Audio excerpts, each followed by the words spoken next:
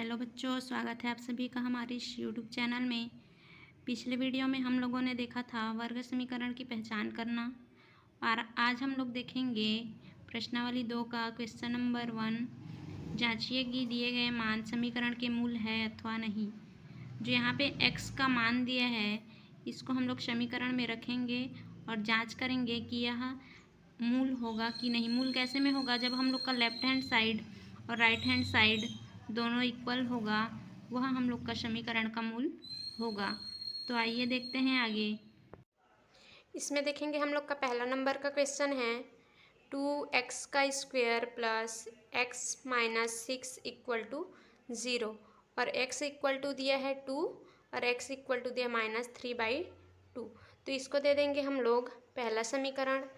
अब इस समीकरण 1 में हम लोग एक बार x इक्वल टू 2 रख कर देखेंगे और एक बार x इक्वल टू -3/2 रख कर देखेंगे कि हम लोग का लेफ्ट हैंड साइड और राइट हैंड साइड दोनों इक्वल होता है कि नहीं। अगर दोनों इक्वल होगा तो वह समीकरण का मूल होगा। तो आइए देखते हैं समीकरण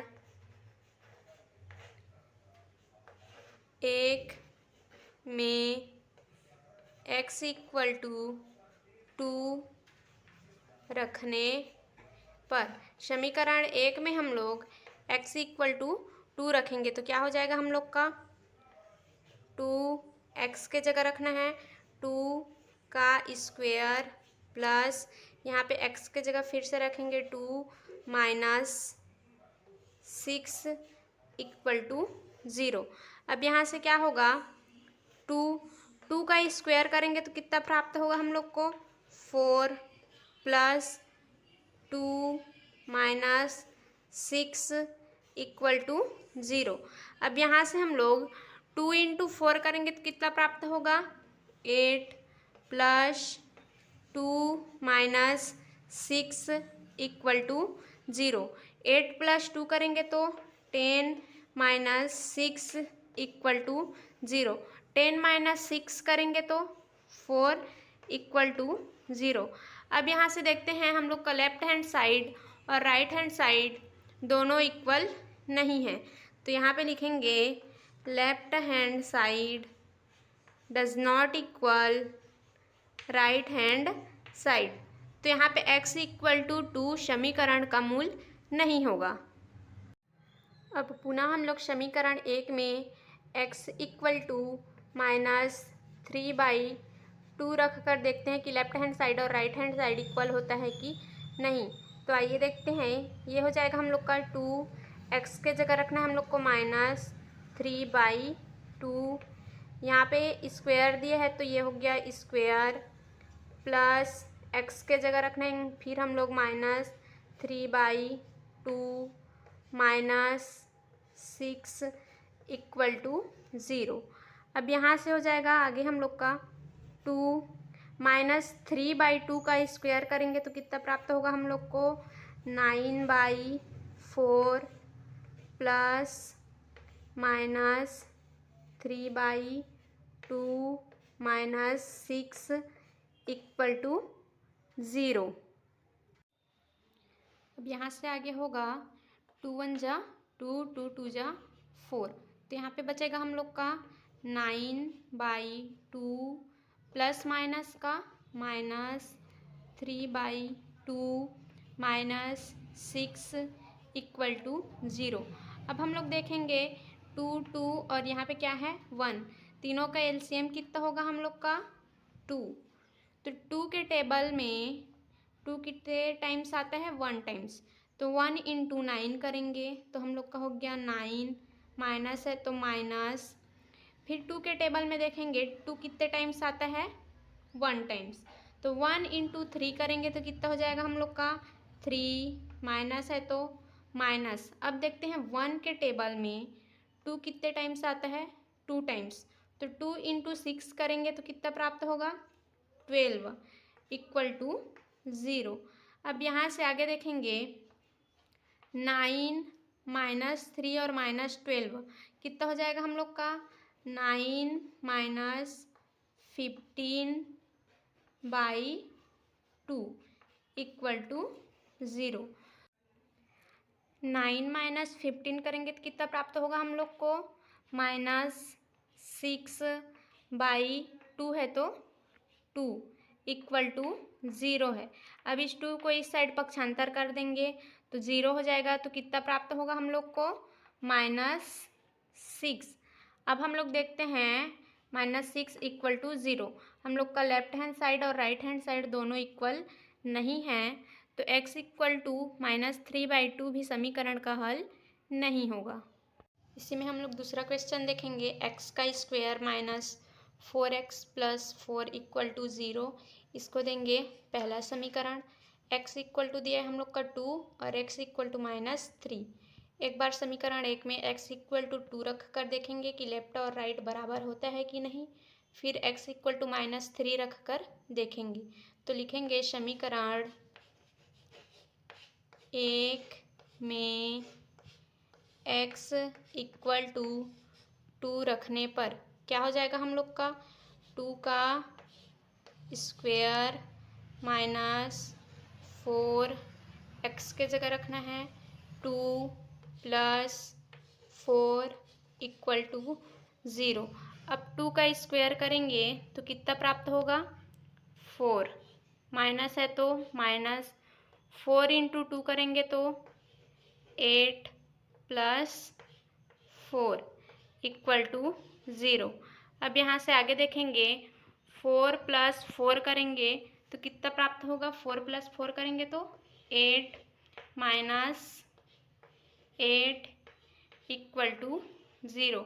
अब यहाँ से 8 - 8 करेंगे तो 0 इक्वल टू 0। अब देखते हैं हम लोग कि हम लोग का लेफ्ट हैंड साइड और राइट हैंड साइड दोनों इक्वल है, तो समीकरण का मूल कौन सा हो जाएगा? x इक्वल टू 2 यह समीकरण का मूल होगा। अब फिर से हम लोग समीकरण 1 में x इक्वल टू -3 रखेंगे।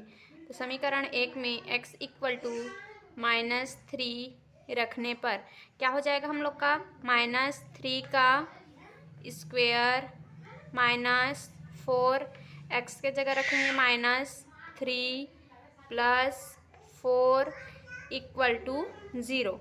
अब यहाँ से आगे होगा -3 का स्क्वायर करेंगे तो कितना प्राप्त होगा हम लोग को? 9 -4 × -3 करेंगे तो कितना प्राप्त होगा हम लोग को? माइनस माइनस का हो जाएगा प्लस, और 4 × 3 करेंगे तो 12 + 4 इक्वल टू 0।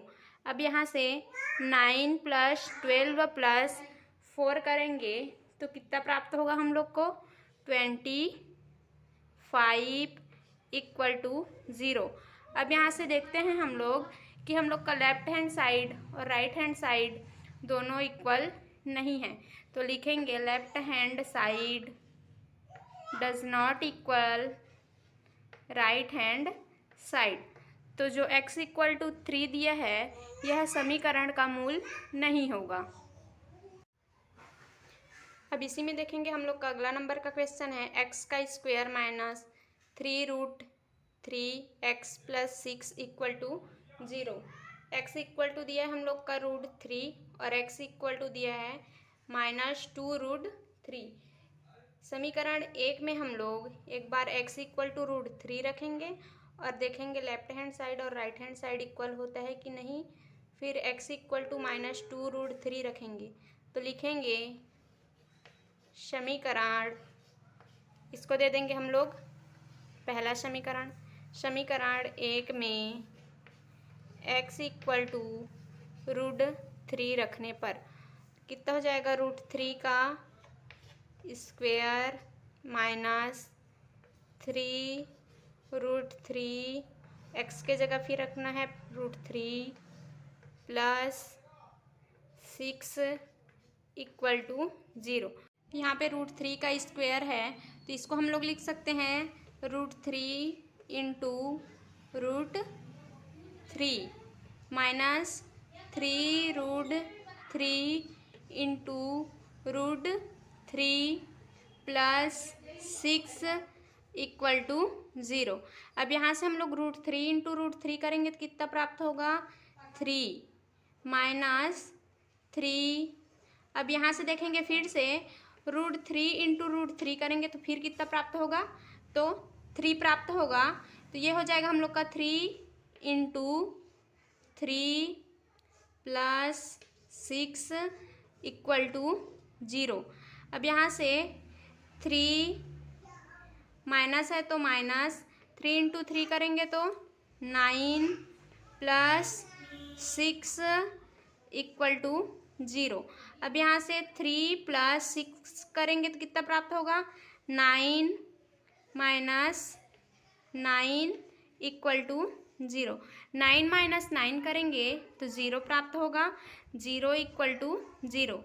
अब यहाँ पे देखेंगे हम लोग कि हम लोग का लेफ्ट हैंड साइड और राइट हैंड साइड दोनों इक्वल है, तो हम लोग का x इक्वल टू 3 समीकरण का मूल होगा। अब फिर से हम लोग समीकरण 1 में x इक्वल टू -2√3 रख कर देखेंगे तो ये हो जाएगा हम लोग का -2√3 का स्क्वेयर -3√3, x के जगह रखेंगे -2√3 प्लस 6 इक्वल टू 0। इसको हम लोग लिख सकते हैं -2 का स्क्वेयर गुणित √3 का square -3√3 into -2√3 plus 6 equal to 0। अब यहाँ से -2 का स्क्वायर करेंगे तो कितना हो जाएगा हम लोग का 4 इंटू √3 का स्क्वायर करेंगे तो 3, और यहाँ पे देखेंगे माइनस माइनस का प्लस, और 3 इंटू 2 करेंगे तो 6 इंटू √3 इंटू √3 करेंगे तो 3 प्लस 6 इक्वल टू 0। अब यहाँ से 4 इंटू 3 करेंगे तो 12 प्लस 6 इंटू 3 करेंगे तो 18 plus 6 equal to 0। 12 plus 18 plus 6 करेंगे तो कितना प्राप्त होगा हम लोग को, 36। तो ये हो जाएगा हम लोग का 36 इक्वल टू 0। यहाँ से देखते हैं हम लोग कि हम लोग का लेफ्ट हैंड साइड और राइट हैंड साइड दोनों एक दूसरे के इक्वल नहीं है, तो हम लोग का जो x इक्वल टू -2√3 है यह समीकरण का मूल नहीं होगा।